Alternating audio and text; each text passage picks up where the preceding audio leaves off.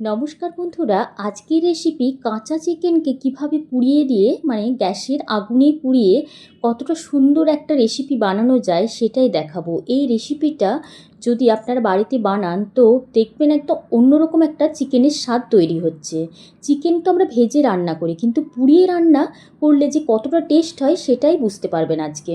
চলুন বন্ধুরা, রেসিপিটা দেখে নেওয়া যাক। এখানে আমি 400 গ্রামের মতো চিকেন নিয়েছি, খুব ভালোভাবে ধুয়ে পরিষ্কার করে নিয়েছি। তবে আপনারা যে কোনো পিস নিতে পারেন, এখানে লেগ পিস নিতে পারেন, হাড়ের পিসও নিতে পারেন, আবার এমনি বোনলেস পিসও নিতে পারেন। এখানে আমি 1 টেবিল চামচ একটা কিউব নিয়েছি বাটার, আর 1 টেবিল চামচ নিয়েছি রিফাইন্ড অয়েল।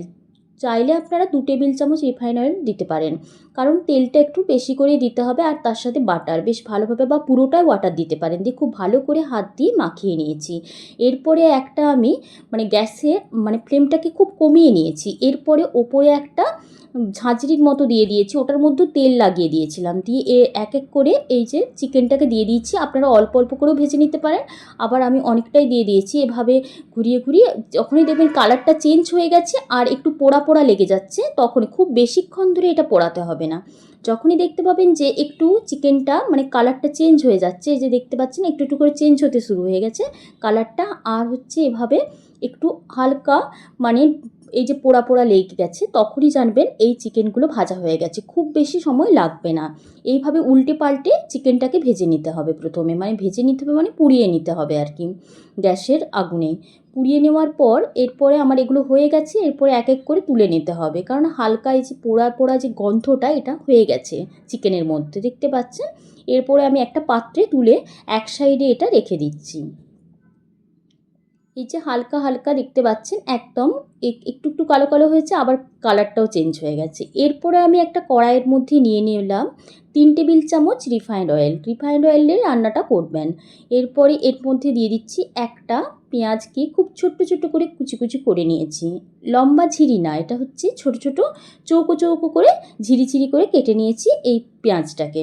এরপরে দিয়ে দিচ্ছি লবণ, দিয়ে হালকা ভাজতে হবে। খুব বেশিক্ষণ ধরে ভাজার প্রয়োজন নেই, হালকা ভাজলেই হবে, হালকা পেঁয়াজটাকে ভাজলেই হবে, লাল করে ভাজার প্রয়োজন নেই।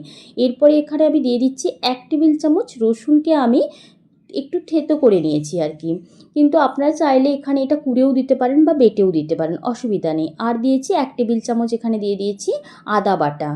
এরপরে এগুলোকে সবই একটু 30 সেকেন্ডের মতো হালকা একটু ফ্রাই করে নিতে হবে। একটু সেন্ট বেরিয়ে যাবে, তখনই এখানে দিয়ে দিতে হবে 2 টেবিল চামচ আমি এখানে দিয়ে দিচ্ছি ফ্যাটানো টক দই দিয়ে দিলাম। ফ্যাটানো টক দই দেওয়ার পর এরপরে খুব ভালো করে এটা নেড়ে চেড়ে দিতে হবে। আর এখানে হলুদের ব্যবহার হবে না, হলুদ দেওয়া হবে না রান্নাটাতে, হলুদ ছাড়াই রান্নাটা বানাতে হবে, তবেই টেস্টটা আরও ভালো হবে। এরপরে দইটা দেওয়ার পরও ভালো করে আমি নেড়ে চেড়ে নিলাম। খুব বেশিক্ষণ নয়, ওই 30 সেকেন্ডের মতোই একটু কষিয়ে নিতে হবে। এরপরে 1 টেবিল চামচ এখানে আমি দিয়ে দিচ্ছি এখানে কাশ্মীরি রেড চিলি পাউডার। আপনারা লাল লঙ্কার গুঁড়ো দিতে পারেন, তবে ঝালটা ভেবে চিনতে দেবেন আর কি। আমি এখানে কাশ্মীরি রেড চিলি পাউডার দিয়েছি যাতে কালারটাও বেশ একটু ভালো আসে, সেই জন্য। এরপরে এটাকেও একটু ভালো করে কষিয়ে নিলাম পুরো মশলাটাকে। এরপরে আমি ওই পোড়া চিকেনটা দিয়ে দিলাম এখানে। পোড়া চিকেনটা দেওয়ার পর খুব ভালো করে নেড়ে চেড়ে নিয়ে একদম গ্যাসের ফ্লেমটাকে লোতে করে দিতে হবে, কারণ মাংসটা এখানেই ভালোভাবে সেদ্ধ হবে। খুব ভালোভাবে জলও বেরিয়ে যাবে, কারণ মাংসতে আমি সেভাবে জল দেব না, সেই জন্য এখানে লো ফ্লেম করে নিতে হবে। এরপরে মাংসটাকে লো ফ্লেম করে নিয়ে ঢাকা দিয়ে এটা রান্নাটা হতে দিতে হবে। আস্তে আস্তে করে 20 থেকে 25 মিনিটের মতো রান্নাটা হতে থাকবে, তাই একটু সময় ধরে এখানটায় করতে হবে রান্নাটাকে।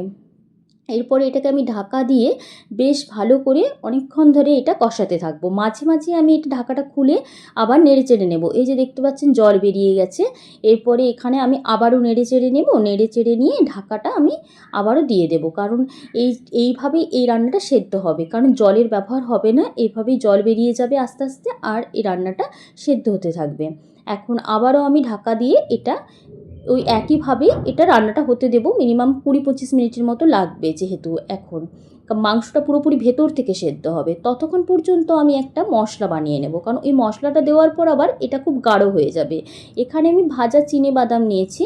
চিনেবাদামটাকে আমি এখানে নিয়েছি 3 টেবিল চামচের মতো নিয়েছি। আর নিয়েছি এখানে কাঁচা লঙ্কা একটা আর গোলমরিচ, গোটা গোলমরিচ। তবে এগুলো আপনারা আপনাদের স্বাদ অনুযায়ী দেবেন, কারণ দুটোই যেহেতু ঝাল সেই জন্য কতটা পরিমাণ দেবেন সেটা আপনারা আপনাদের স্বাদ অনুযায়ী দেবেন।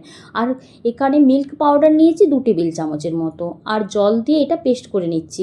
আর আপনারা চাইলে মিল্ক পাউডারের বদলে দুধও দিতে পারেন, দুধ দিয়েও এটাকে পেস্ট করে নিতে পারেন। আবার একটু সরও দিতে পারেন, দুধের সরও দিতে পারেন। এরপরে দেখতে পাচ্ছেন আবারও এটাকে কষানোটা হয়েই গেছে চিকেনটা আমার একদম খুব ভালোভাবে। আবারও এটা ঢাকা খুলে নেড়ে চেড়ে নেব, কারণ এই যে বাদামের পেস্টটা এখানে দিয়ে দেব, তাহলে কিন্তু এটা কিন্তু একদম আবার গাঢ় হয়ে যাবে। আবার এখানে এই চিনি বাদামের বদলেও আপনারা কাজু বাটাও দিতে পারেন, যদি আপনারা কাজু বাটা পছন্দ করেন সেক্ষেত্রে সেটাও দিতে পারেন। তবে চিনি বাদাম দিলে টেস্টটা একটু অন্যরকম হয়, সেই জন্য চিনি বাদামটা এখানে দিয়েছি। এরপরে আমি ওই মশলাটা পেস্টটা ঢেলে দিলাম, বাদামের পেস্টটা। আর এখন এটা খুব তাড়াতাড়ি দেখবেন একদম মানে গাঢ় হয়ে যাচ্ছে। এই যে নেড়ে চেড়ে নিচ্ছি, একদম খুব তাড়াতাড়ি গাঢ় হয়ে যাবে। তো এখনও লো ফ্লেমেই রাখবেন। এই যে একদম ভালো করে নেড়ে চেড়ে নিচ্ছি। এরপর নেড়ে চেড়ে নেওয়ার পর এখানে লবণ আর চিনিটাকে মিশিয়েও একটু ভালো করে নেড়ে চেড়ে নিতে হবে। এখন চিকেনটাকে খুব ভালো করে নেড়ে চেড়ে নেব। তবে এই রেসিপিটা দুর্দান্ত হয়, মানে চিকেনটা কিছুক্ষণ পুড়িয়ে, আমরা তো অনেক সময় ভেজে চিকেন রান্না করি, তার থেকেও টেস্টটা অন্যরকম হয়, একটা স্মোকি ফ্লেভার আসে। এরপরে এখানে লবণ দিয়ে দিলাম, কারণ লবণটা যেহেতু আমি প্রথমের দিকে সেই একদম পেঁয়াজেই দিয়েছিলাম আর দিইনি, সেই জন্য লবণ দিয়ে দিলাম। আর হচ্ছে আপনারা চাইলে চিকেনের মধ্যেও লবণ দিতে পারেন, কারণ চিকেনটা যখন কষাতে দিচ্ছেন তখন। আর এখানে চিনি দিয়ে দিলাম সামান্য পরিমাণ, তাহলে ব্যালেন্সটা বেশ ভালো হবে। এরপরে আমাকে একটা জিনিস বানাতে হবে, এইটা অবশ্যই বানাতে হবে এই রেসিপিটার জন্য। সেই জন্য এখানে বেল পেপার নিয়েছি আর ক্যাপসিকাম নিয়েছি, রেড বেল পেপার নিয়েছি। আপনারা চাইলে ইয়েলো বেল পেপারও নিতে পারেন, সেটা আবার শুধু ক্যাপসিকাম দিয়েও করতে পারেন, লাল বেল পেপার নাও নিতে পারেন।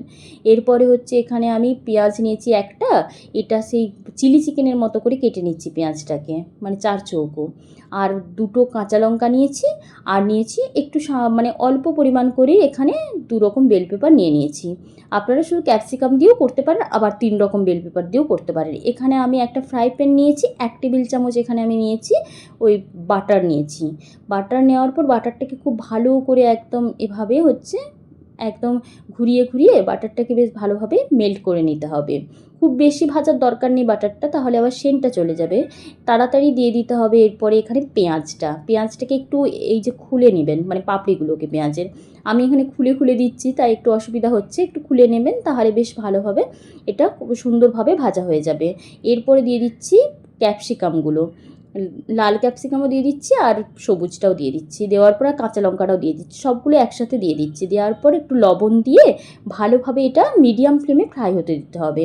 বেশ একটু নরমও হবে, আবার একটু গাগুলো হালকা বেশ কালার এসে যাবে, মানে এই ক্যাপসিকামটার আর এই বেল পেপারটা, পেঁয়াজ লঙ্কা সবেতেই বেশ ভালো একটা কালার এসে একটা সেন্ট ভালো আসবে।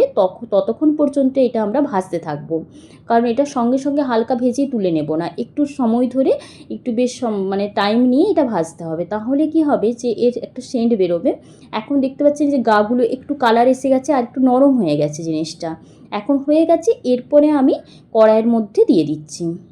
এইটা দিলেই এর টেস্টটা একদম চমৎকার হয়ে যায়, মানে এই বেল পেপারগুলো মানে ভাজা দিলে, পেঁয়াজ বাটারে ভেজে কাঁচা লঙ্কা ভেজে দিলে দারুণ হয় এর টেস্টটা একদম। এরপরে জাস্ট নেড়ে নেব, তাহলেই হয়ে যাবে। নেড়ে নেওয়ার পর শেষে 1 কিউব বাটার দিয়ে ঢাকা দিয়ে 10 মিনিট রেখে দিলেই একদম, মানে গ্যাসের ফ্লেম বন্ধ করে আর কি, দিয়ে রেখে দিলেই 10 মিনিট একদম রেসিপি রেডি।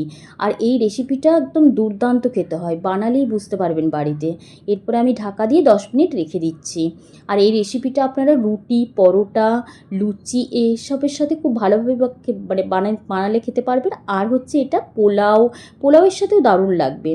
বন্ধুরা, রেসিপিটা যদি আপনাদের ভালো লেগে থাকে তাহলে কিন্তু লাইক কমেন্ট করতে ভুলবেন না। আর চ্যানেলটিকে সাবস্ক্রাইব করার অনুরোধ রইল। চ্যানেলটিকে সাবস্ক্রাইব করে দেওয়ার পর পাশে থাকা বেল আইকনটা প্রেস করে দেবেন, তাহলে প্রত্যেকটি রান্নার ভিডিও আপনার কাছে চলে আসবে। আর দেখতে পাচ্ছেন চিকেনটা কতটা নরম হয়েছে, একদম তুলোর মতো। ধন্যবাদ বন্ধুরা, ভালো থাকবেন, সুস্থ থাকবেন।